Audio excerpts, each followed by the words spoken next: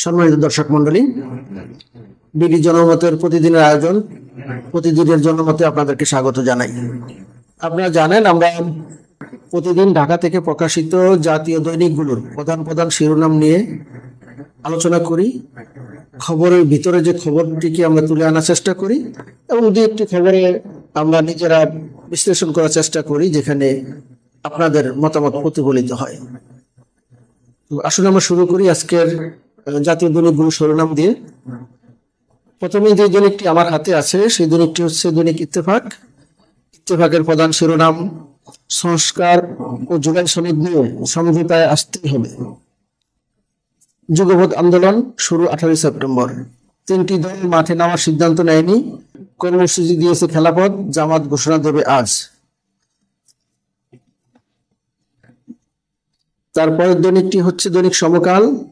দৈনিক সমকালের প্রধান শিরোনাম, জুলাই সনদ বাস্তবায়নে রাজনৈতিক সমঝোতায় গুরুত্ব সরকারের। আরেকটি শিরোনাম তাদের, সশস্ত্র বাহিনীর সদস্যের বিচারও হবে ট্রাইব্যুনালে, চিফ প্রসিকিউটর। তার যে পরের দৈনিকটি আমার হাতে আছে সেটি হচ্ছে দৈনিক মানবজমিন। মানবজমিনের প্রধান শিরোনাম, নতুন শর্তে কাবু কমিশন, বিদেশি গোয়েন্দা সংস্থার এজেন্ট দাবি, করা সেই এনায়েত করিম গ্রেপ্তার। তারপরের দৈনিকটি হচ্ছে দৈনিক ইনকিলাব। ইনকিলাবের প্রধান শিরোনাম, অন্তর্বর্তী সরকারের বৈধতা, হাসিনার বয়ান জামাতের মুখে। রাজনৈতিক দলগুলোর সঙ্গে ঐক্যমত্য কমিশনের সভাপতির বৈঠক। ফেব্রুয়ারির প্রথম সপ্তাহে মহোৎসবের নির্বাচন হবে, প্রধান উপদেষ্টা। তারপরের দৈনিকটি দৈনিক বাংলাদেশ প্রতিদিন। বাংলাদেশ প্রতিদিনের প্রধান শিরোনাম, জুলাই সনদ নিয়ে নতুন বিতর্ক, গণতন্ত্র পুনঃপ্রতিষ্ঠায় কাজ করতে হবে ঐক্যবদ্ধভাবে, বলেছেন তারেক রহমান।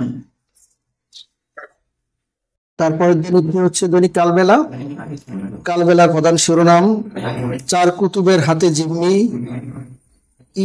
আবির নিয়োগ প্রশাসন, দ্বিমতের জায়গা নেই, জুলাই সনদ নিয়ে সমঝোতায় আসতেই হবে, ঐক্যমত্য কমিশনের সংলাপে প্রধান উপদেষ্টা।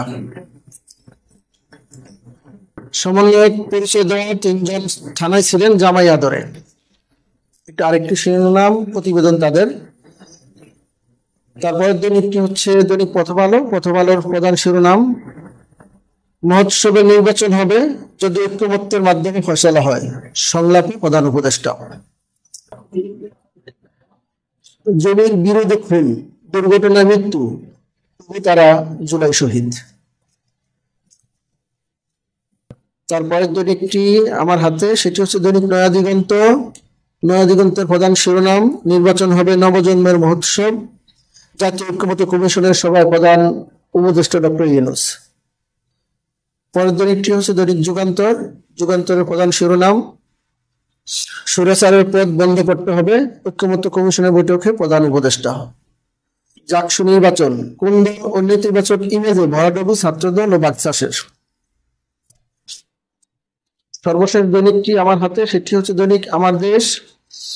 আমার দেশের প্রধান শিরোনাম, জাহেলিয়াতের ভয়ঙ্কর রূপ দেখেছেন যশোরবাসী। এই ছিল আজকে প্রধান প্রধান জাতীয় দৈনিকগুলোর শিরোনাম। আসলে আমরা এর থেকে দুই একটি বিষয়ে আপনাদের সম্মুখে পর্যালোচনা তুলে ধরি।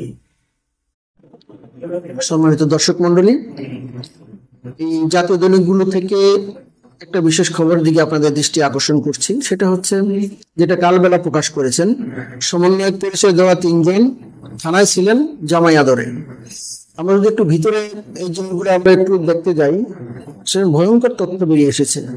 বিশেষ করে যে তিনজন, নোমান, তানজিল এবং ফারিয়া তমা, তিনজনের মধ্যে তোমার ব্যাপারে ভয়ঙ্কর তথ্য আমরা ইতিমধ্যে জানতে পেরেছি। আপনারা দেখেছেন কিছুদিন পূর্বে সে ভাইরাল হয়েছিল। তার পরিচয়টা যদি আপনাদেরকে আগে একটু বলি, তার বাবা স্বপন থানার একটি ওয়ার্ডের যুবলীগের সাধারণ সম্পাদক, তাদের বাড়ি গোপালগঞ্জ।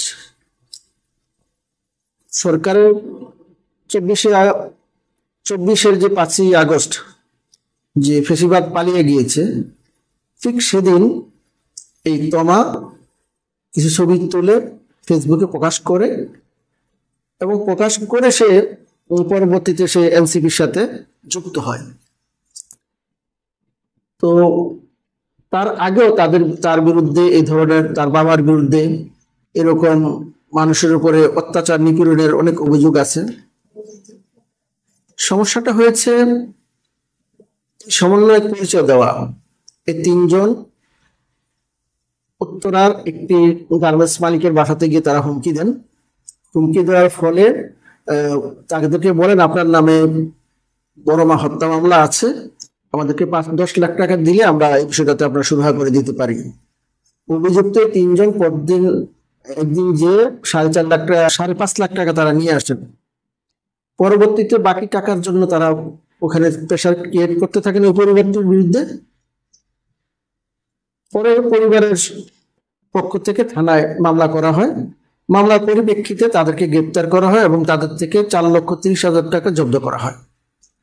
কিন্তু সাধারণ নাগরিক হিসাবে আমার আপনার সবারই প্রশ্ন যে একটি সরকার চলমান আছে, কিছু চাঁদাবাজকে গ্রেপ্তার করা হয়েছে, যদিও তারা নামের আগে সমন্বয়ক যুক্ত করেছে, এবং সেই সমন্বয়কটা একটা ফেক, ভুয়া। কারণ 5 তারিখে এরকম স্রোতের পক্ষে ময়লাও আসে, যাদের 5 তারিখের আগে অর্থাৎ জুলাই আন্দোলনে ভূমিকা নেই, অথচ শেষ দিন এসে একটা ছবি পোস্ট করে তারা সমন্বয়ক হয়ে যায়। আর যারা যে তাদেরকে নিয়েছেন কোন রকমের ছাড়া, এই দায়িত্ব তো তাদের প্রবর্তায় যে তারা যে যাকে ব্যবহার করতেছেন, কাজে লাগাচ্ছেন, পরিচয় দেওয়া হচ্ছে, তারা কি সত্যি সত্যি জুলাই আগস্টের আন্দোলনে তার ভূমিকা ছিল কিনা, এটা সরাসরি এনসিপির যে নেতৃবৃন্দ আছে তাদের পরিবর্তায়।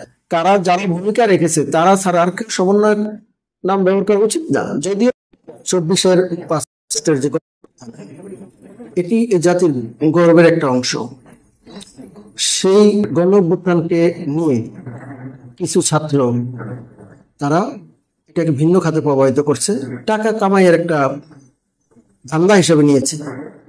এক্ষেত্রে জুলাই আন্দোলনকে যারা ধারণ করেন, বিশেষ করে আমি এনসিপি কে বলব, যাদের সেই দলে যারা এই সমন্বয় নামটি ব্যবহার করেন তাদেরকে নিয়ন্ত্রণ করুন।